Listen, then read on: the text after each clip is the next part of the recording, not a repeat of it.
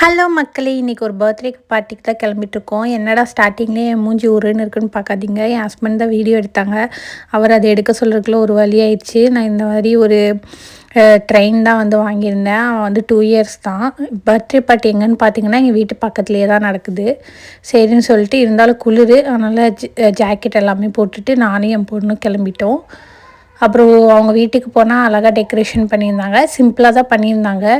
ஏன்னா இது second birthday தான், அதனால அப்புறம் கேக்கு எல்லாமே வச்சுருந்தாங்க. அவங்க இன்வைட் பண்ணியிருந்தவங்களாம் வந்திருந்தாங்க. என் ஃப்ரெண்டோட ஃப்ரெண்ட்ஸ் எல்லாருமே வந்திருந்தாங்க. அவளுக்கு ஒரே ஜாலி. அதுக்கப்புறம் அவள் கிஃப்ட் கொடுக்குறேன்னு போய் நின்றுருந்தா. அப்புறம் நான் கொடுக்கறக்கு வாடின்னு சொன்னால் வரவே இல்லை, ஃபோட்டோ எடுக்கிறதுக்கு வரவே இல்லை.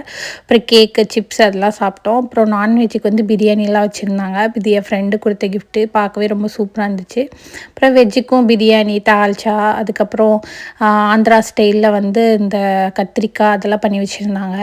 அதுக்கப்புறம் ரிட்டன் கிஃப்ட்டு கொடுத்துட்டாங்க. அது வாங்கிட்டு அப்புறம் வீட்டுக்கு வந்துவிட்டோம்.